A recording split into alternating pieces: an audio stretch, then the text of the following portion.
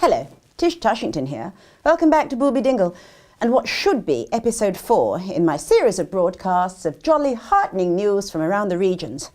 I regret to inform you that today's broadcast is going to be somewhat different, as one doesn't have any jolly or particularly heartening news. Far from it.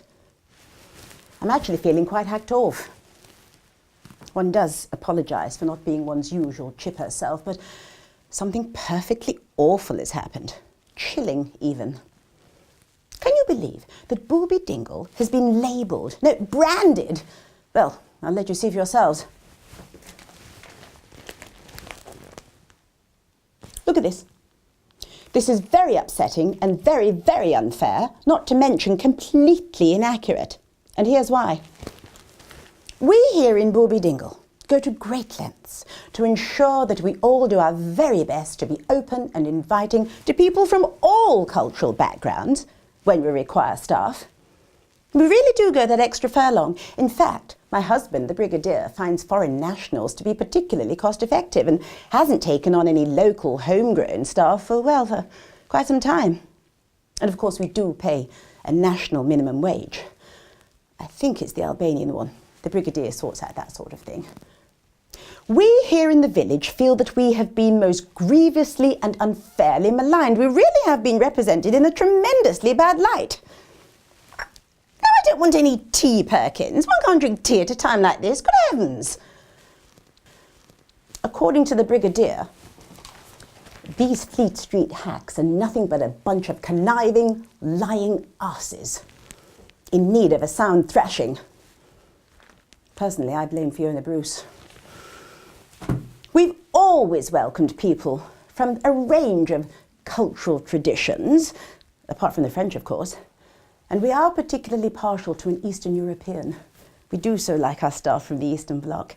Tremendous work ethic, reliable, good at taking instruction, and as the Brigadier says, the stealing's almost negligible.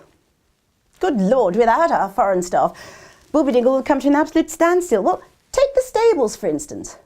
Without them, we'd be absolutely knee-high in horse... We'd be in a shocking state, we really would. This is an affront, an insult. And I, for one, feel it incumbent upon me to set the record straight. Right, well, let's start right here in Tushington Hall, shall we?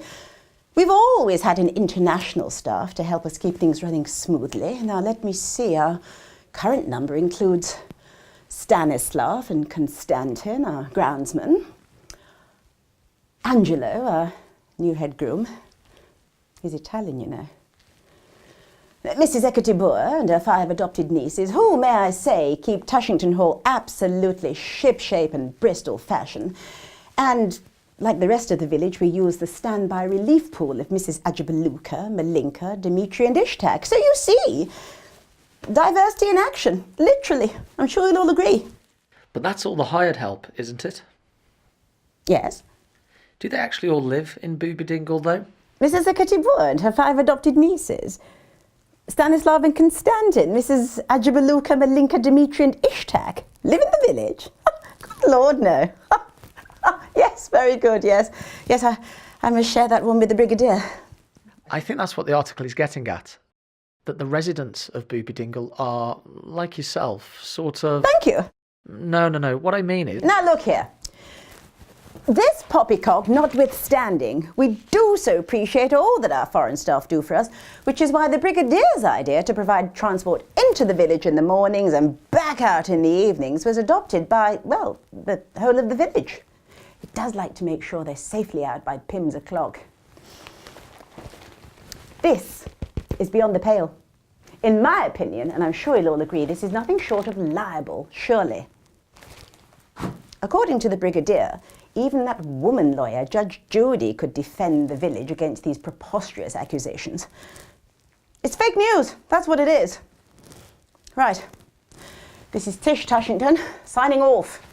See you next time. Switch the blessed thing off.